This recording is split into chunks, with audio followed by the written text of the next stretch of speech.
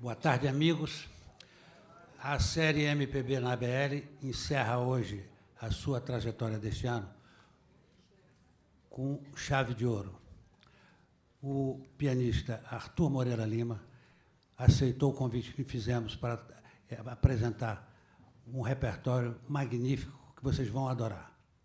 Arthur Moreira Lima, como sabem, é um dos mais consagrados pianistas, artistas nos palcos de todo o mundo, atualmente radicado em Curitiba, e que veio especialmente para tocar para nós um programa que incorpora os músicos, os compositores populares do Brasil aos clássicos de todos os tempos. A Academia Brasileira de Letras agradece a presença de todos, agradece a Petrobras, agradece ao presidente Geraldo Holanda Cavalcante, presidente da Academia Brasileira de Letras, a equipe técnica da ABL, Michael Félix, Fábio Passos, José Nilson, sob direção de Márcio Castorino, agradece aos assistentes de produção Cristiana Carlim, Sérgio Martins, ao fotógrafo Guilherme Gonçalves, a equipe de apoio Rosângela dos Santos, Maria das Graças, Raquel Guimarães. A produção é do Instituto Cultural Cravo Albim e teremos a participação, como sempre, do musicólogo e jornalista Ricardo Cravo Albim. Queremos agradecer particularmente ao público que prestigia esta série, convidá-los para o ano que vem, quando apresentaremos novamente 10 concertos ao longo do ano, e pedir, nesse momento, que desliguem os aparelhos celulares e quaisquer outros aparelhos eletrônicos. Nesse momento, com vocês, no palco da Academia, Ricardo Cravo Albim.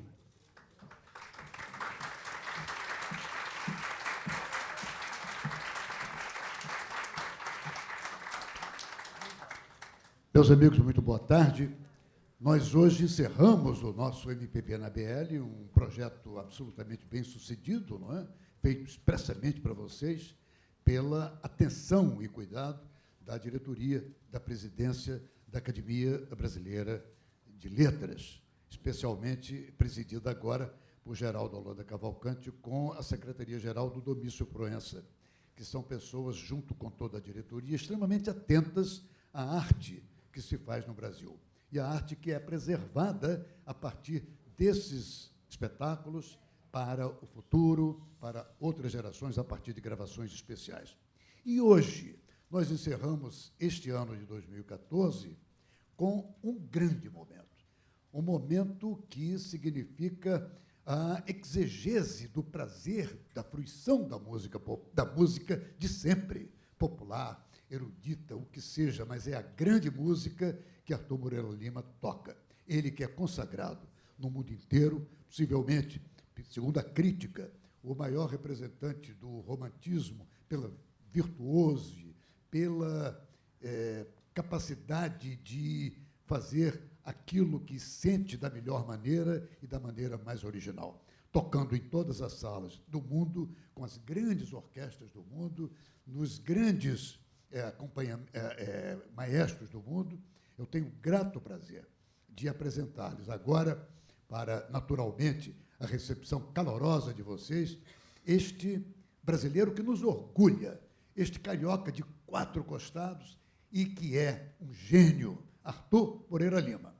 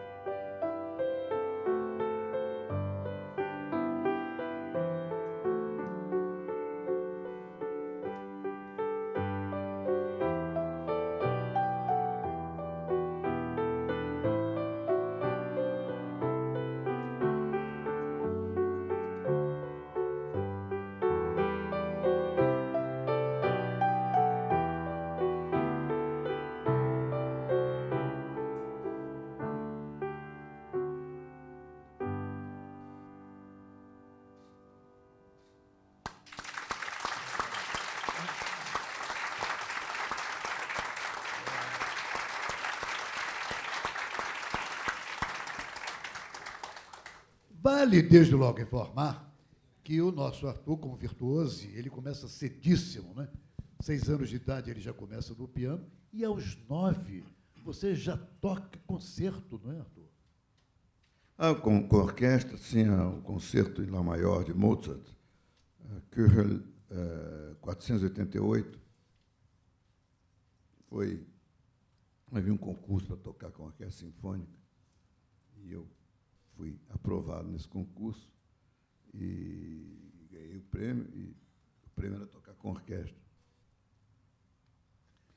E eu toquei sob a regência do maestro Léo Peracchi, grande figura da Rádio Nacional também, né? Rádio Nacional. Isso eu me lembro. Depois toquei várias vezes. Aos 12 já toquei o primeiro concerto de Beethoven e tudo. Eu fiz uma carreira, assim, bastante boa, até os 12, 13 anos, quando eu aí comecei mais a me interessar por outras coisas, e fui para o colégio militar, e deixei a música mais ou menos em segundo plano. Apesar disso, consegui ir adiante, porque ganhei um prêmio naquele concurso internacional que teve no Rio de Janeiro, em 1957. E, além desse prêmio, eu ganhei uma bolsa de estudos dada pelo presidente Juscelino Kubitschek para estudar na Europa, e eu já tinha uma outra bolsa de estudos também dada pelo governo francês, que eu ganhei em concurso também, para estudar em Paris. Aí eu fui para Paris, estudei antes de ir para Moscou. Agora, sobre essa música de Mara Hess, essa transcrição da cantata de Bach, Mara Hess é uma grande pianista e musicóloga inglesa, uma musicista de primeira categoria, e que, inclusive, ela inventou um negócio, o chamado Lunchtime Recital, que durante a guerra havia o blackout à noite. Quer dizer, não era o blackout aquele cantor, não era o blackout, não. Havia o blackout, e para manter o moral da população era importante que houvesse mais ou menos um simulacro de vida normal, né? E uma dessas coisas sem que a maioria dos europeus passa é com música, né? Eles não passam sem música. Eles passam sem comer, mas não passam sem música. Então, a Mara Hess conseguiu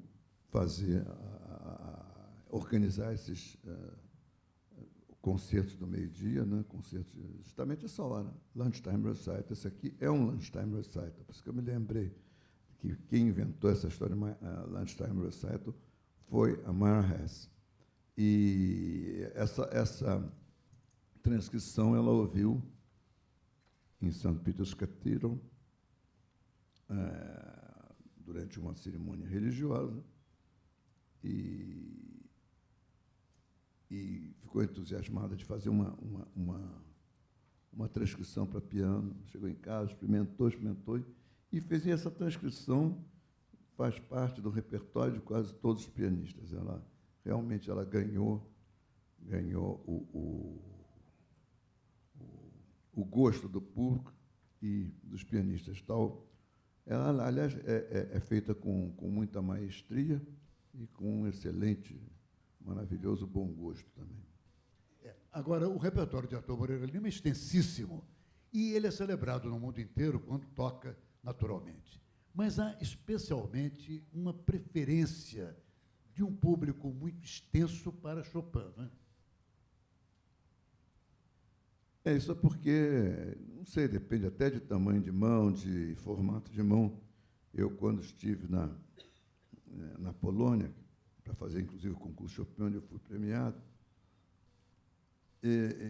há lá um casto da mão de Chopin, e eu botei a minha mão em cima, e é igualzinho. O sujeito compõe, a pianista compõe para a mão dele. Então, isso me dá mais facilidade. Eu já vi pessoas com melhor técnica pianística, mais apurada que a minha, com maior virtuosismo, tudo, para quem certas passagens de Chopin são dificílimas e que, para mim, saem normalmente. Então, o negócio de encavalar esses dedos, né? Eu gostava muito de tocar encavalar o terceiro em cima do quarto, depois o segundo em cima do terceiro e assim por diante. Fazer assim, isso. Usar muito essa técnica, mesmo no legato e em outro tipo de execução, ele utiliza muito essa passagem do quarto por cima do quinto dedo, o terceiro por cima do quarto, o terceiro por cima do quinto. Então, isso é uma característica da mão dele, da elasticidade da mão dele, que não era grande, mas era extremamente bem proporcionada, no sentido de... O que é importante não é ter dedos longos, é ter isso aqui maior que isso aqui. Essa parte tem que ser maior. Isso isso facilita muito. Não quer dizer que, se a pessoa não tiver isso maior, não possa ser um bom pianista, mas que isso aqui dá um equilíbrio normal na mão. Então, E então você preparou Chopin, né? Aliás, preparou uma peça preferida de vocês. Chopin ele tem uma relação muito estreita com o Brasil, porque o Brasil era o país dos pianos, né? Não sei quem foi, acho que foi um músico francês que aqui esteve, disse que o Brasil era o país dos pianos. Realmente, em cada casa grande de fazenda, em cada casa burguesa de cidade, o piano fazia parte do mobiliário, por assim dizer, né? E todo mundo aprendia piano, né? Rapazes e moças aprendiam piano, era comum, por exemplo, na minha família, todos, na família da minha mãe, todos os filhos do meu avô, todos eles aprenderam piano e outros instrumentos, e violino, e tinha uma formação musical. E meu avô, ele mesmo era flautista amador, era marechal do Exército, mas tocava flauta e reunia, havia saraus na sua casa. Inclusive, no tempo que meu bisavô, quer dizer, que era o sogro dele, tinha uma casa em Niterói, o Nazaré ia lá tocar, muitas vezes. Era convidado. Ia lá, não ia tocar para dançar, não, ia lá para tocar para o pessoal se deliciar com a música. Então, é isso aí. Então, de Chopin, essa polonese realmente é uma das peças que já entrou no imaginário popular no mundo inteiro, né? Há certas músicas que conseguem isso, né? Conseguem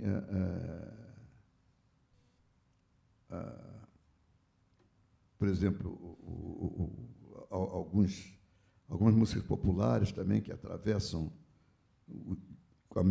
sem passaporte, praticamente, as fronteiras de um país para outro, de uma língua para outra, né?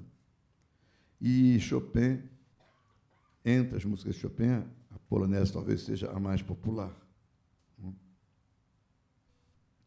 Então, curiosamente, ela só vai apresentar o ritmo típico da polonese lá pelo meio, ela não apresenta logo o ritmo da polonese, ela é bem diferente das outras. E a peça brilhante, a peça de concerto, que faz parte do repertório de todo mundo.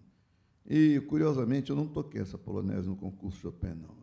Tinha 3 poloneses para escolher. Era a polonese em Fá sustenido menor, essa, em Lá bemol maior, e a polonese fantasia. Eu escolhi a polonese fantasia. Mas é isso aí. Então, de Frédéric Chopin, a polonese em Lá bemol maior, também conhecida como polonese heróica.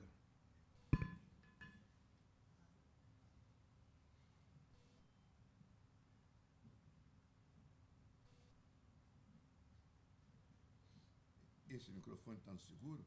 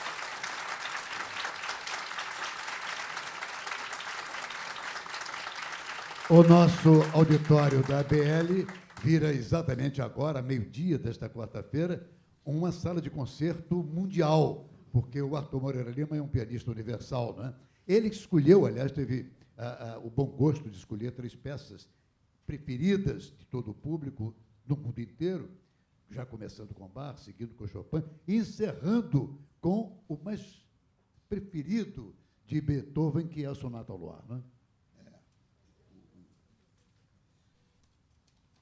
Essa Sonata ao Luar, ela tem uma característica de ser sonata quase uma fantasia. Ou seja, são 2 sonatas do Opus 27, são 2 sonatas quase uma fantasia. E Beethoven ele esgotou o assunto sonata, que é a forma mais perfeita de composição, né? de composição musical. A sonata é a forma mais, eu diria, parnasiana, já que estamos na academia. Né? Mas é justamente o ciclo sonata, né? Que é o ciclo antes em 4 movimentos, às vezes tendo uma dança ou não, mas o ciclo rápido, lento, rápido. E Beethoven compôs 32 sonatas para piano, compôs 10 sonatas para violino e piano, compôs 5 sonatas para violoncelo e piano e uma infinidade, quer dizer, e utilizou a forma sonata numa infinidade de composições, em quartetos, sinfonias, etc. Mas a forma, a sonata, ele brincou com a forma sonata, quer dizer, ele esgotou o assunto sonata, foi esgotado por Beethoven. Eu acho que depois das sonatas de Beethoven, eu acho que talvez, assim, que tenham marcado época realmente, que tenham sido importantíssimas na evolução da música, foram a sonata de Liszt, cerca de 1850, e mais tarde, já no alvorecer do século XX, a sonata de Alban Berg. Mas as sonatas de Beethoven realmente são, vendo todas as sonatas, que eu aconselho a pessoa que queira aprender sobre isso, que ouça todas as sonatas na ordem, não no mesmo dia, mas na ordem, porque no mesmo dia é um pouco... nem dá num dia, não. Mas a gente vai percebendo como ele vai caminhando, né, quase do período, numa coisa quase haydniana, mozartiana, para uma expressão própria e já pronunciando o romantismo. E essa sonata ao luar, e a sua companheira, do Opus 27, número 1, elas já demonstram essa liberdade, por assim dizer, entre aspas, que Beethoven começa a tomar com essa forma, as experiências que ele começa a fazer com essa forma, a exploração que ele faz da forma. E essa, por exemplo, começa por um movimento lento, em vez de obedecer ao tradicional esquema. O segundo movimento é uma dança, e o último movimento, sim, é perfeito, em forma sonata, como precisa. Mas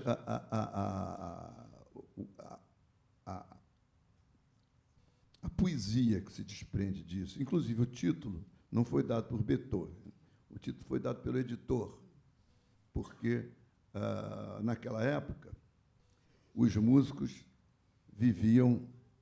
tiravam parte do seu sustento da venda das partituras, né? Porque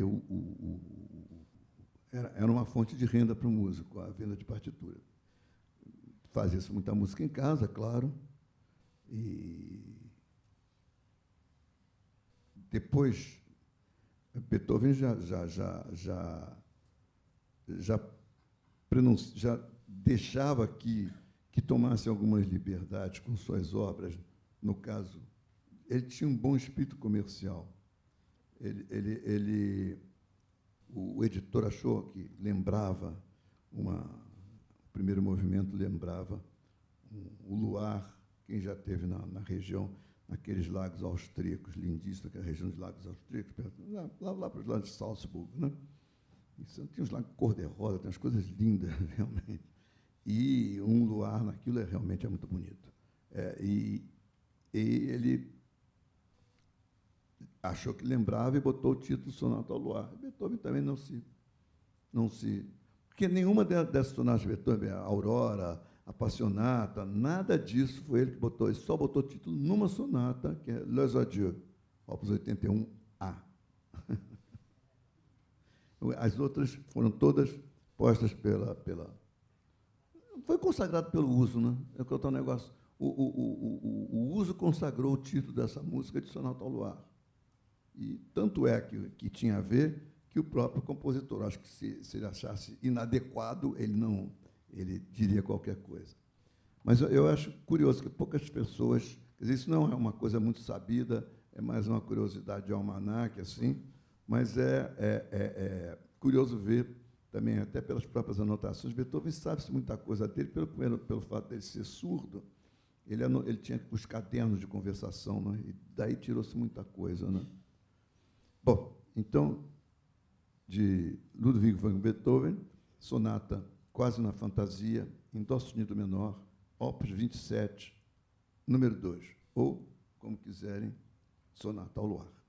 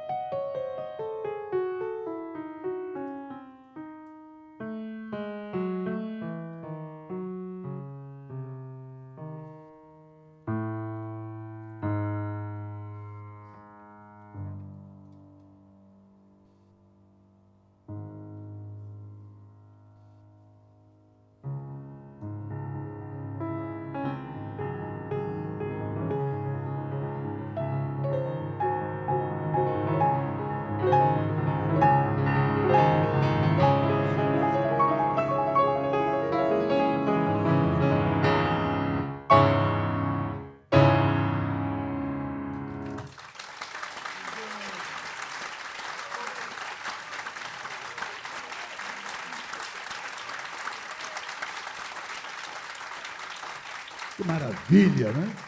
É uma maravilha a gente ouvir Arthur Moreira Lima neste começo de tarde, numa quarta-feira. Agora, ele é afinado sempre com o piano, mas é afinadíssimo com o espírito da alma das ruas e cantadoras da sua cidade, da gente do Rio de Janeiro, né?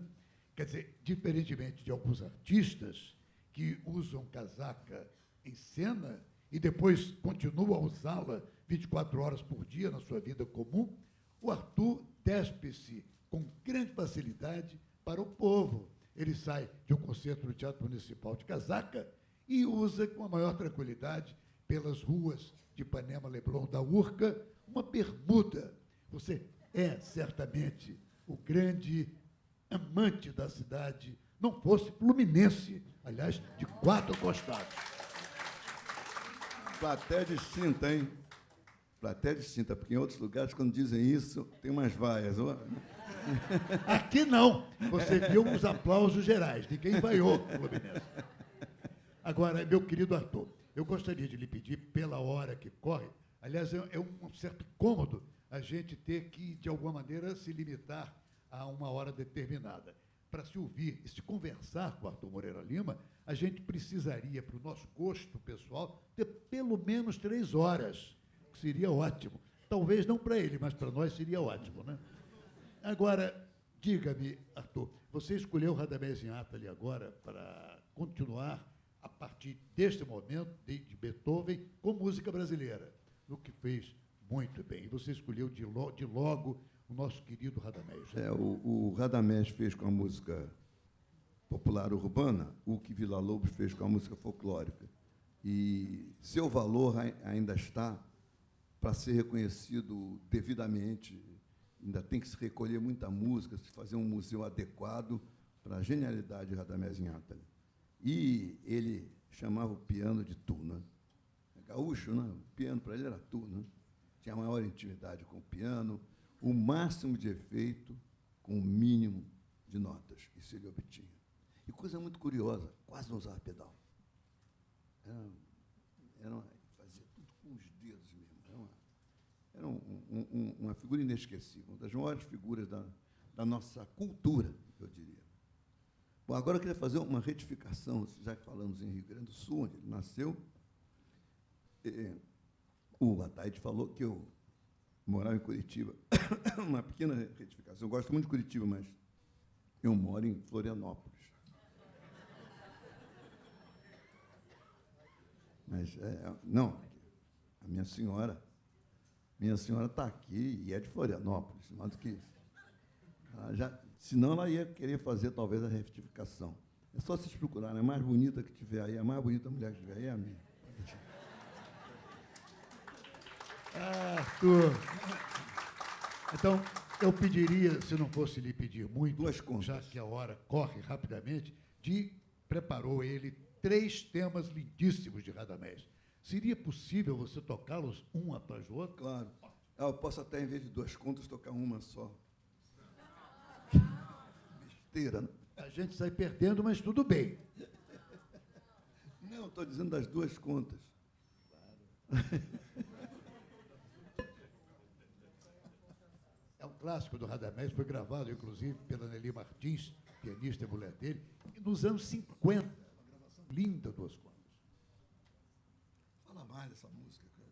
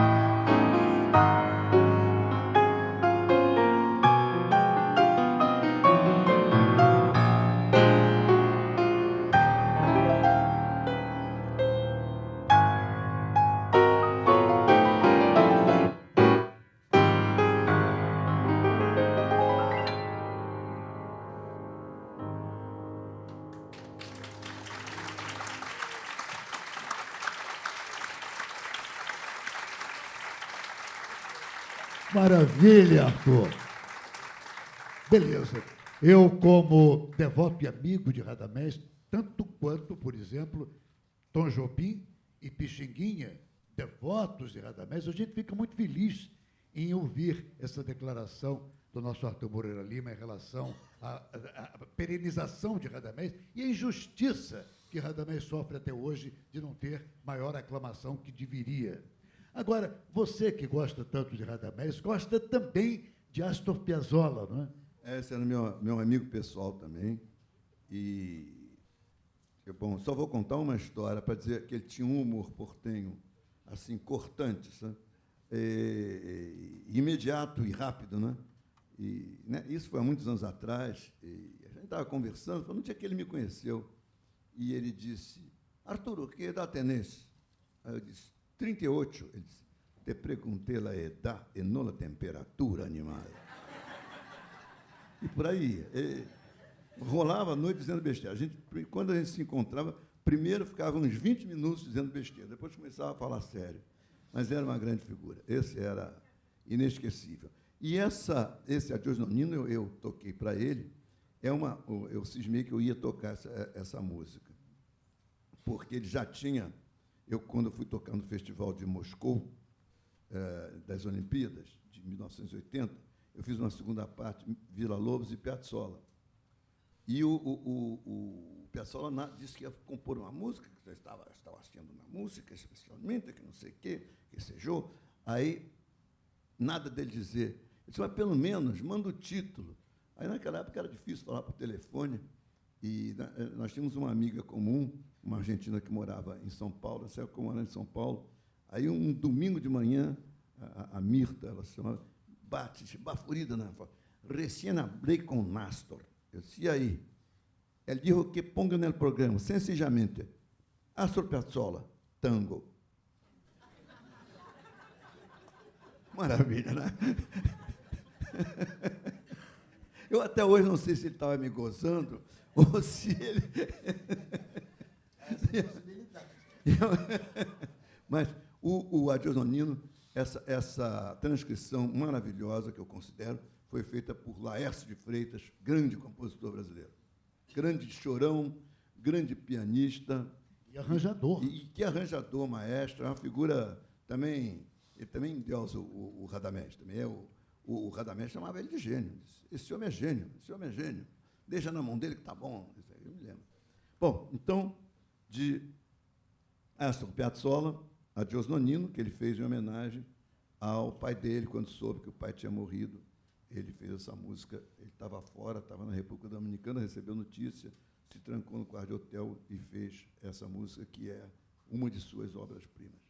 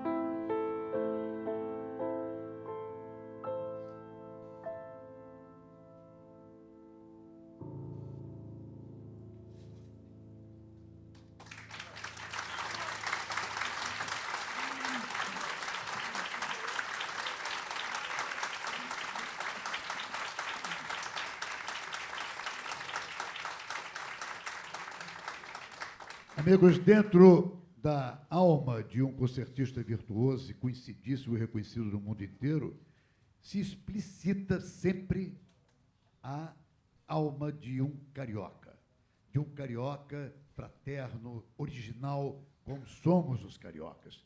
E o Arthur Moreira Lima não perde nunca piada, não é?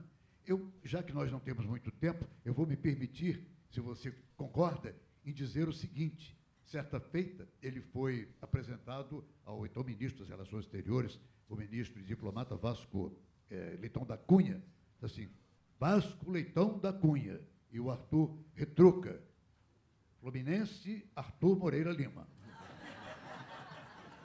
Essa é clássica das piadas absolutamente sensacionais do carioca Arthur Moreira Lima. Agora, ele vai nos dar, já chegando para o final, por conta dessa hora implacável, vai nos dar Ernesto Nazaré, como está no programa. E eu pediria, se pudesse isso ser possível, que você nos desse as 3 seguidas que você programou. Ok, mas só uma coisa que eu vou dizer, que eu acho muito ilustrativo, é que o embaixador Leitão da Cunha, apesar de ter como prenome Vasco, ele, como todo fidalgo, torcia pelo Fluminense.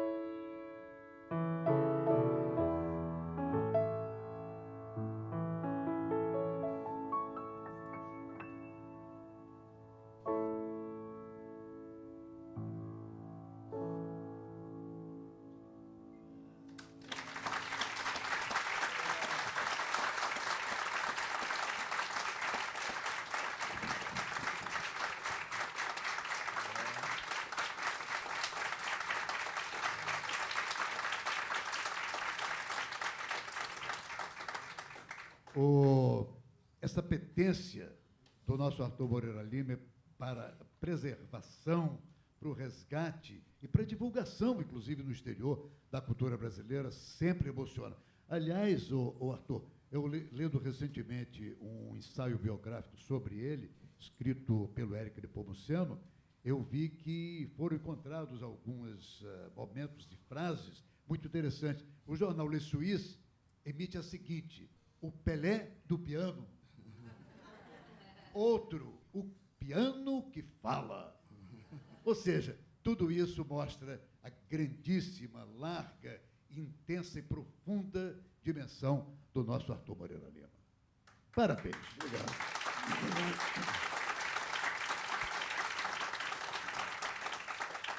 E essa dimensão vai também à profundidade de atingir o gosto de todos nós, o meu especial, que é esta adoção à música eterna de Pixinguinha.